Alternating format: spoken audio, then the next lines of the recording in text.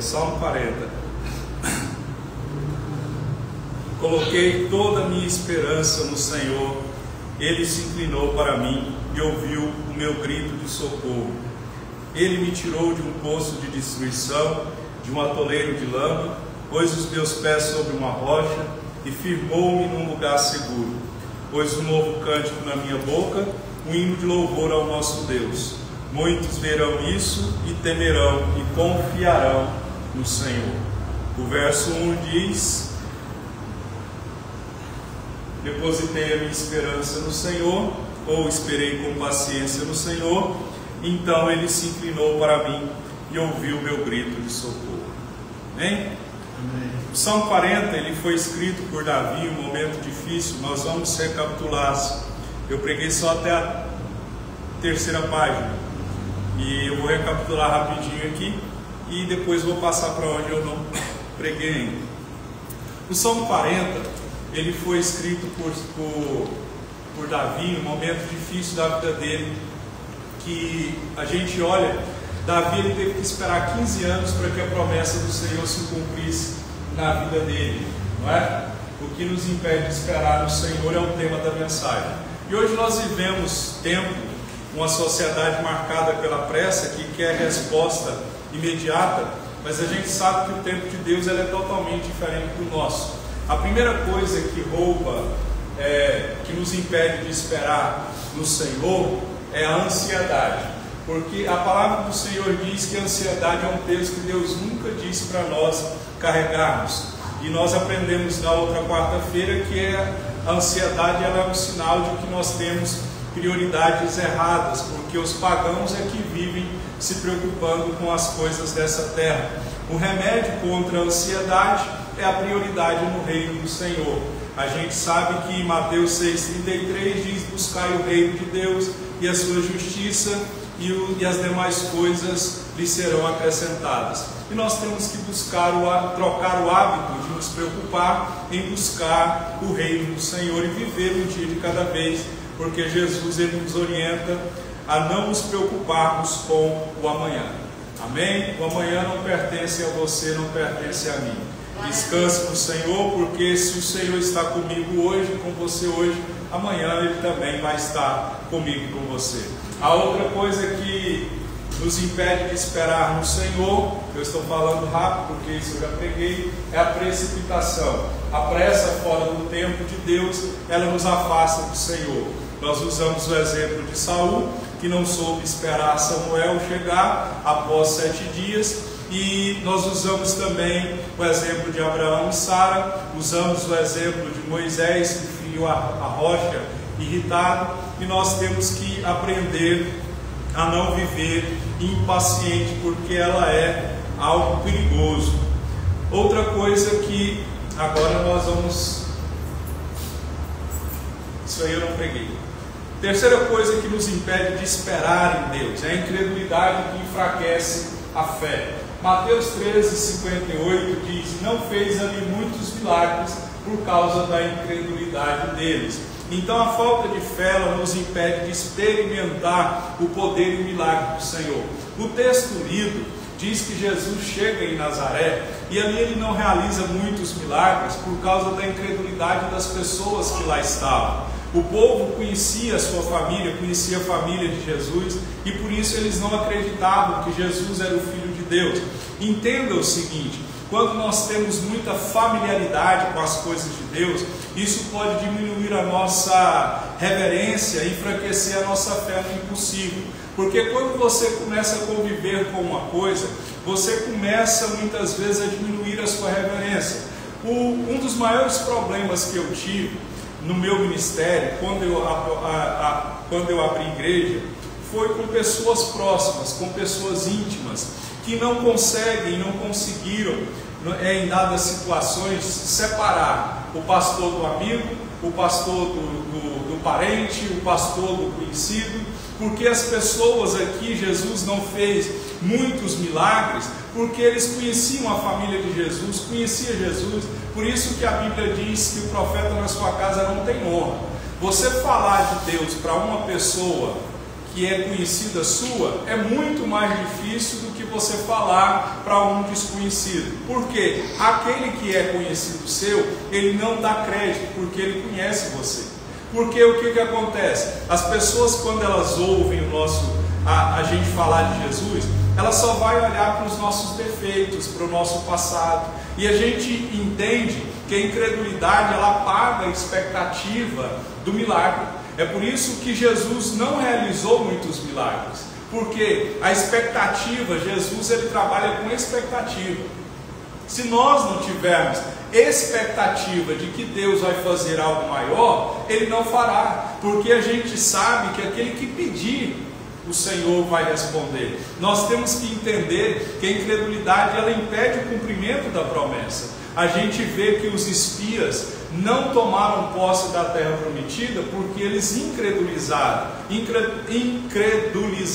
aquilo que o Senhor havia falado. Então a familiaridade com as coisas de Deus diminui a reverência, enfraquece a nossa fé. Então não se familiarize demais a tal ponto com as coisas de Deus que possa enfraquecer a sua fé e que você não possa vivenciar o milagre, porque Jesus diz, não fez muitos milagres ali por causa da incredulidade dele. Certamente Jesus ia curar mais pessoas, ia fazer mais sinais, mais prodígios, mais maravilhas, mas ele não fez porque ele encontrou, ao invés de expectativa, ao invés de fé, ao invés de esperança, ele encontra a incredulidade, ele encontra a falta de fé. Então, a incredulidade, ela se alimenta do medo.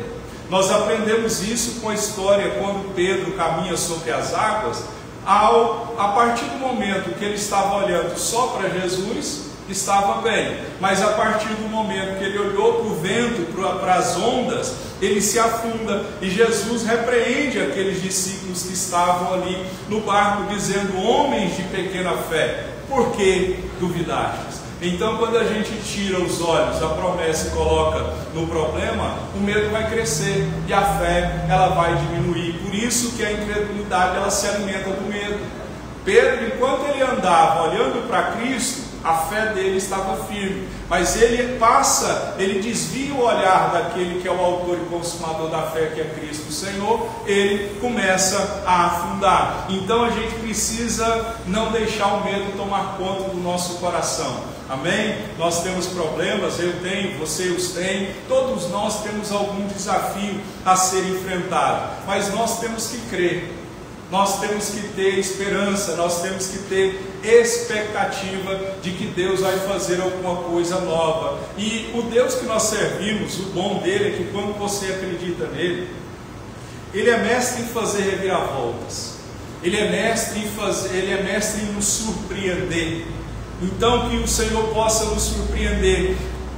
Não deixe a incredulidade impedir você de crer no Senhor, porque a incredulidade ela precisa ser confessada, e quando ela é confessada, ela é tratada pelo Senhor. Um pai clama a Jesus, em Marcos 9:24, ele disse assim, creio, ajuda-me a vencer a minha incredulidade. Então, reconhecer a nossa dificuldade em crer é o primeiro passo para vencer. Às vezes Deus fala assim algo grandioso para nós e aquilo gera um certo medo, não é? Você pode dizer para o Senhor, Senhor, eu não consigo crer nisso que o Senhor tem falado comigo, me ajuda a crer. Eu sempre oro, Senhor, aumenta a minha fé para que eu possa crer à altura daquilo que o Senhor tem para mim. Porque quando Sara recebe a promessa de que ela teria um filho, por detrás da tenda ela sorri. Aquele sorriso estava demonstrando que ela não cria muito. Então você pode orar e dizer, Senhor, me ajuda a crer, me ajuda a vencer a minha incredulidade, aumenta a minha fé, porque Deus honra um coração que é sincero em reconhecer que não está conseguindo crer que Ele pode fazer um milagre. Amém? Vença a incredulidade. Vença a incredulidade através da leitura da palavra. Lendo a Bíblia, a incredulidade não vai achar lugar no nosso coração. Porque se a incredulidade se alimenta do medo e da falta de expectativa, a fé ela se alimenta da palavra. O justo vive da fé, e a fé vem pelo ouvir a palavra. Outra coisa que nos impede de esperar em Deus, a pressão das vozes humanas.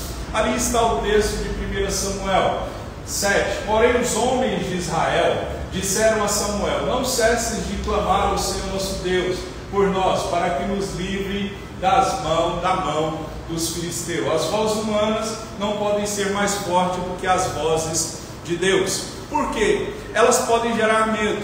Nós temos que entender o seguinte: nós vivemos num mundo onde nós vamos ter que decidir todos os dias se nós vamos crer no que Deus está falando ou naquilo que as pessoas estão falando. Eu me lembrei de um texto, de uma passagem, aliás, de Cifra e Puá. Não sei se vocês conhecem a história, eu creio que sim, mas essas duas mulheres receberam uma ordem de Faraó que era para exterminar e matar todas as crianças que haviam naquela época.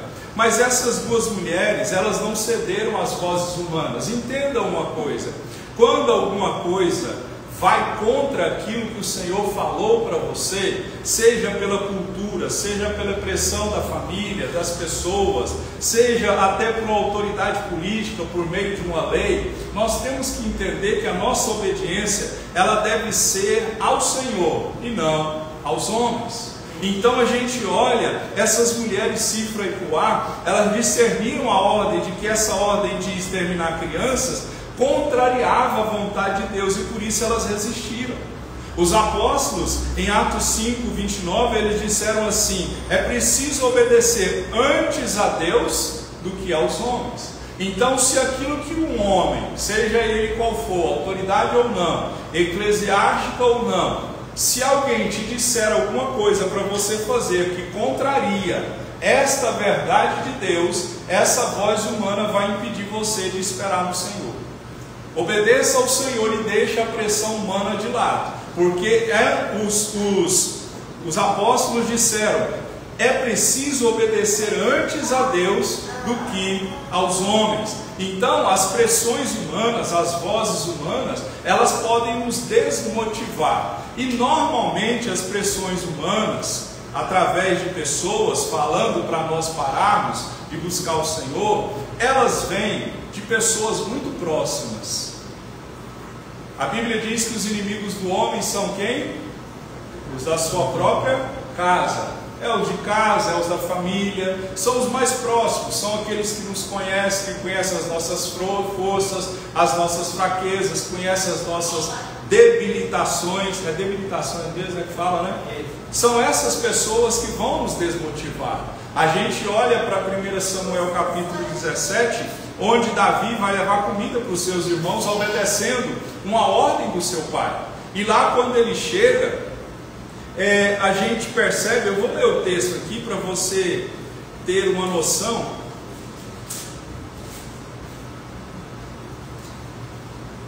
Quando Eliabe, 1 Samuel 17, 28, quando Eliabe, o irmão mais velho, ouviu Davi falando com os soldados, ficou muito irritado com ele e perguntou: por que você veio até aqui?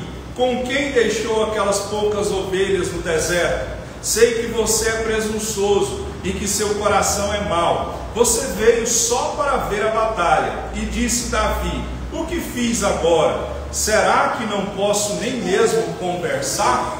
Então o que se percebe aqui é que Davi era coagido pelas vozes humanas. Então a gente percebe pelo texto que a gente tem que ficar com a vontade do Senhor. Se alguém está te desmotivando, se alguém está falando para você que aquilo que o Senhor falou para você não é da vontade dele, que é para você desistir de esperar, eu quero que você entenda: deixe essa pessoa de lado, não deixe isso entrar no seu coração, porque a crítica injusta, ela vai desanimar. Se Neemias tivesse dado ouvido aos seus opositores na construção dos muros de Jerusalém, a obra teria parado. Se você dá ouvidos aos que se opõem aos seus projetos, aos projetos de Deus, você vai parar. Você vai parar. Nós temos que entender que tem pessoas que não sonham, tem pessoas que não querem ver a gente feliz, e por isso a gente tem que ficar com a promessa de Deus. Sabe o que Neemias disse para Sanbalat e Tobias? Eu estou fazendo uma grande obra e eu não posso parar. Não vou ir. Eu tenho muito a fazer, eu não vou parar por nada e por ninguém. E assim nós temos que ser. Esperar é fácil? Não. Mas nesse caminho de espera, muitas pessoas vão dizer para você parar. Muitas pessoas vão tentar confundir a sua mente. Sabe o que Paulo disse? Paulo disse assim: se estivesse procurando a aprovação de homens, não seria servo de Cristo. Então a confusão espiritual ela vai acontecer quando nós buscamos agradar pessoas ao invés de agradarmos a Deus. Nosso foco tem que ser no Senhor. Volto a repetir: se alguém, alguma coisa, manda você ir contra a palavra de Deus, não dê atenção a essa ordem, a essa intimação, a essa crítica, a esse opositor que se opõe contra você. Fique com a palavra. Por mais que isso gere separação, gere algum tipo de dificuldade, fique com a palavra. Céus e terra vão passar, mas a palavra vai permanecer. Então não ceda às pressões das vozes humanas. Lembra daquele desenho da Disney que fica o diabinho de um lado e o anjinho do outro? Às vezes o diabo usa pessoas próximas de nós, próximas, muito próximas de nós. Amém? Então não faça nada que não esteja na palavra. Cifra e Coá preferiram obedecer ao Senhor. Os apóstolos disseram: é melhor obedecer, mais importa obedecer ao Senhor do que aos homens. Entendemos? Amém. Outra coisa que nos impede de esperar: o orgulho, que recusa a depender. Ali está a 2 Crônicas 7:14, né? Se meu povo se chama pelo meu nome, se humilhar e orar. Enfim, o orgulho nos afasta da humildade, que atrai o favor do Senhor. O texto que eu li, de 2 Crônicas, conta a história do rei Uzias. O rei Uzias, como eu disse no início do culto, ele começa a reinar com 16 anos e reina até os 52 anos em Jerusalém, 40, né? Ele reinou, e o texto diz que o verso 5 de 2 Crônicas 26: e buscou a Deus durante a vida de Zacarias, que instruiu no temor de Deus, enquanto buscou o Senhor, Deus o fez prosperar. Mas no verso 16 diz: entretanto, depois que Uzias tornou-se poderoso, o seu orgulho provocou a sua queda, e ele foi infiel ao Senhor. O orgulho, ele rejeita a autoridade do Senhor. É por isso que nós temos que passar por certas privações e provações, porque essas certas privações e provações que o Senhor nos faz passar, Ele faz esse orgulho que está em todo coração humano, Ele faz esse orgulho voltar ao seu lugar. Então, aprenda o seguinte: nós sabemos que a soberba precede a queda. O soberbo, ele sempre vai achar a queda. Pode demorar, mas ele vai achar a queda. Ele vai cair um dia. Não vou falar o nome, porque eu não tenho dinheiro para pagar advogado. Mas todo mundo já pegou no que eu estou falando. Lá para o lado ali da BR-153, ali em Brasília, tem um ali que está soberbo. Ele está com o nariz empinado. Aguarde o dele, vai chegar. A hora vai chegar. Sabe por que chega? Nabucodonosor caiu, Roma caiu, Egito caiu, cita outros aí, a Grécia caiu, Gengis Khan caiu, Nero caiu, Napoleão, tantos homens que foram ditadores no mundo tiveram seu período de soberba, mas Hitler caiu. Então a gente precisa entender que Deus, Ele resiste aos orgulhosos, Deus resiste aos soberbos. Por isso não deixe o orgulho tomar conta do seu coração. Seja humilde, seja manso. Se você tem dinheiro, dê graças a Deus, continue humilde. Se não tem, continue humilde. Não deixa nada mudar o seu coração, porque uma coisa que nos impede de esperar no Senhor é o orgulho, porque o orgulho é a crença de que a gente pode resolver tudo com as nossas próprias forças. E a gente sabe que desde o Éden, o homem luta contra essa tentação de viver independente de Deus. Então não deixe o orgulho tomar conta do seu coração, porque isso é muito prejudicial, porque Tiago disse: Deus resiste aos orgulhosos, mas Ele dá graça àqueles que são humildes. Amém? Então, não se orgulhe, não fique com o coração muito orgulhoso, porque isso faz você e eu agirmos por conta própria. E em último lugar, o que nos impede de esperar no Senhor? Falta de vida de oração. Mateus 26:41, vigiai e orai para que não entreis em tentação. O espírito na verdade está pronto, mas a carne é fraca. Sem oração nós ficamos vulneráveis e distantes à vontade do Senhor. Jesus, ele chama os discípulos para orarem e disse: vigiem aqui para que não caiam em tentação. A falta de oração, queridos, deixa a gente espiritualmente adormecido, sem discernimento, porque alguém perguntou, não lembro para qual escritor, ele disse assim: qual é o mais importante, ler a Bíblia ou orar? Aí ele responde: o passarinho voa só com uma asa? Não funciona. Então, orar e ler a Bíblia são disciplinas primordiais e importantíssimas para a vida de qualquer crente. Hoje os crentes estão fracos espiritualmente porque oram pouco. Os cultos de oração em todas as igrejas são os mais vazios. Os cultos de prosperidade, de milagres, de cura são os mais cheios, porque as pessoas elas querem, como eu estou fazendo uma pregação, elas querem vitória sem cruz. Querem vitória sem pastor, querem vitória sem igreja. É o evangelho da facilidade. Mas eu aprendi com o meu tempo que sem oração é impossível alcançar alguma coisa. E não é essa oração vaga, rasa, vazia e rápida que a maioria da gente faz, né? Está imprimindo o quê? Ela que ligou sozinha. É a impressora que quebrou o meu. É aquela, não é essa oração rápida, rasa e vazia. É uma oração profunda.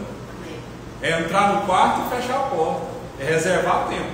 É o que nós estamos fazendo aqui toda sexta-feira. Vem para cá, dobra o joelho uma hora. A música começa a tocar e dobra o joelho. É assim que funciona. Então, se você não está orando, se eu não estou orando, eu não vou conseguir esperar no Senhor. Amém? Vamos ficar de pé e vamos orar para que a gente possa esperar no Senhor, porque o milagre virá em nome de Jesus. E eu quero te abençoar, quero profetizar sobre a sua vida, sobre a sua casa, nesta noite, no nome de Jesus. Você não veio aqui à toa. Pai, aqui está o seu povo que chama pelo seu nome. Aqui tem homens e mulheres que precisam do Senhor, mas a tua palavra diz que é necessário esperar. Esperei com paciência, foi o que o salmista disse, e então o Senhor se inclinou para ele. Aqui estão pessoas que estão esperando há meses, semanas, alguns até anos. Ó Deus, mas não importa o tempo, porque o tempo nunca foi impedimento para o Senhor agir. O Senhor é Senhor sobre todas as coisas. Agora eu te peço em nome de Jesus, não deixe o teu povo ser precipitado, ansioso, preocupado. Não deixe o seu povo, ó Deus, murmurar, incredulizar. Aumenta a fé, Pai. Há coisas que a nossa fé precisa ser aumentada. Eu oro por mim e oro pelos meus irmãos. Aumenta a nossa fé. Nos ensina a crer. Nos ensina, Senhor, a acreditar naquilo que o Senhor tem reservado para nós. Porque a nossa fé muitas vezes olha, como Pedro, só o vento, só a dificuldade, e se esquece rapidamente da promessa. Quero, ó Deus, trazer à minha memória o que traz esperança. É o que a tua palavra diz. Traz à nossa memória aquilo que nos traz esperança. E tudo, ó Deus, que tem impedido nós de esperarmos no Senhor, seja retirado do nosso coração. E e nós possamos, em nome de Jesus, descansar, porque o Senhor é o nosso pastor, o Senhor é o Deus que nos guarda, o Senhor é o Deus que nos protege, o Senhor é o Deus que nos prospera, e que o Senhor, ó Deus, venha se levantar em nosso favor, porque quando o salmista espera, a tua palavra diz: então o Senhor se inclinou para mim e me socorreu. Vem nos socorrer, Pai, porque nós precisamos de socorro, e só precisa de socorro quem está, ó Deus, ó Pai, muito preocupado, quem está afogando. Ó Deus, nós precisamos do socorro. E Salmo 46:10 diz que o Senhor é socorro bem presente no dia da angústia. Eis aqui, Senhor, homens e mulheres que têm, ó Deus, angustiado o coração por causa, ó Deus, dos problemas corriqueiros da vida, mas o Senhor é Senhor, que é socorro presente no dia da angústia. Nos ajuda a esperar, nos ajuda a quietar no Senhor. Enquanto isso não acontece, ó Deus, Israel foi alimentado no deserto, nada faltou. A palavra diz que o pão nosso, que era o maná, caía sobre aquela terra, caía sobre aquele povo. Ó Deus, não houve um enfermo, não houve roupa rasgada. Ó Deus, o Senhor é Senhor que supre necessidade, enquanto o seu povo caminha, ó Deus, na caminhada da espera. E aqui está o seu povo, que precisa de provisão, que precisa de milagre, que precisa do pão de cada dia. Vem, Senhor, enquanto a totalidade da bênção não se achega até a nós, enquanto nós estamos esperando, vem trazer, Senhor, o pão de cada dia, para que as contas sejam supridas, para que, ó Deus, o celeiro seja cheio, para que, ó Deus, nós possamos nos alimentar, quitar aquilo, ó Deus, que está ficando para trás.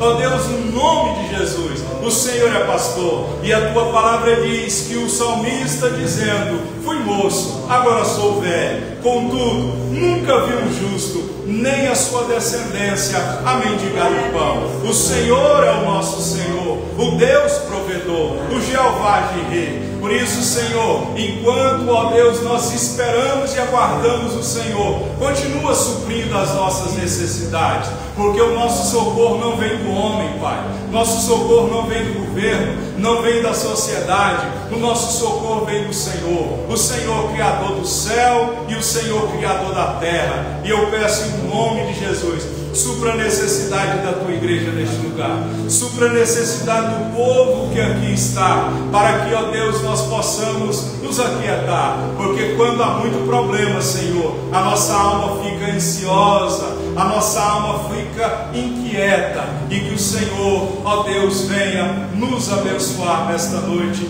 e no decorrer desses dias próximos. Abençoa a tua igreja nesta noite, no nome de Jesus.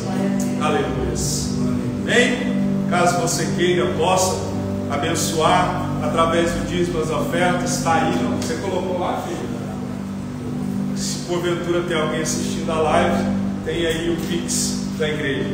Amém? Vamos orar encerrando, vamos agradecer ao Senhor. Pai, toda glória, toda honra, todo louvor sejam dados ao Senhor, porque o Senhor é o nosso Deus. Me alegro no Senhor, porque o Senhor é o nosso Senhor. O Senhor nos escolheu e eu te agradeço, Senhor, pela sua bondade e pela sua misericórdia. Até aqui tem nos ajudado, Senhor. Se até aqui o Senhor nos ajudou, ó Deus, não será diferente no amanhã, porque se até aqui o Senhor fez coisas extraordinárias, ó Deus, certamente amanhã o Senhor continuará fazendo, porque o Senhor não muda, no Senhor não há sombra nem variação. O Senhor é o mesmo ontem, hoje e será eternamente. Que a graça, que a paz, a comunhão e a consolação do Senhor seja sobre a tua igreja, no nome de Jesus. Amém? Deus abençoe. Continue esperando o Senhor. Domingo, se Jesus não voltar, a gente está aqui. Se Ele voltar, lá no céu a gente se encontra. Amém? Sexta-feira tem oração, bem lembrado. Amém? Sexta-feira às 7 horas nós estaremos aqui em nome de Jesus. Deixa eu ver só um negócio. Eu creio que a cirurgia da menina vai ser depois de manhã. Não, ela disse que ia ser dia de setembro. Dia 22, hoje é 20. Ah, nós oramos por ela domingo. Mas vamos orar de novo. É porque eu não sei, nem sei por que ela não veio, eu não a vi hoje. Hoje é 20, né? É. Ela falou que era 22 ou era 26? Hã? Dezembro? Não? Não, é esse mês. Vamos orar para ela, Pauliana. Cirurgia muito séria, a cirurgia na cabeça. Pai, nós oramos pela irmã Pauliana.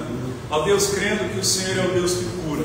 Ó Deus, eu peço que o Senhor, ó Deus, esteja com ela nesta cirurgia. Ó Deus, que é, ó Pai, muito complicado, muito difícil. Mas o Senhor é Deus que é Senhor sobre os médicos. O Senhor, ó Deus, é Senhor sobre todas as coisas. Que o Senhor abençoe essa cirurgia, quebre todo mal, que ela se aquiete, que a alma dela, ó Deus, ó Pai, descanse no Senhor e que corra tudo de acordo com a sua vontade. Nós abençoamos a vida da irmã Pauliane e te agradecemos, ó Deus, pelo milagre, ó Deus, que o Senhor há de fazer com esta cirurgia, no nome de Jesus. Amém. Deus abençoe ela. Está terminado.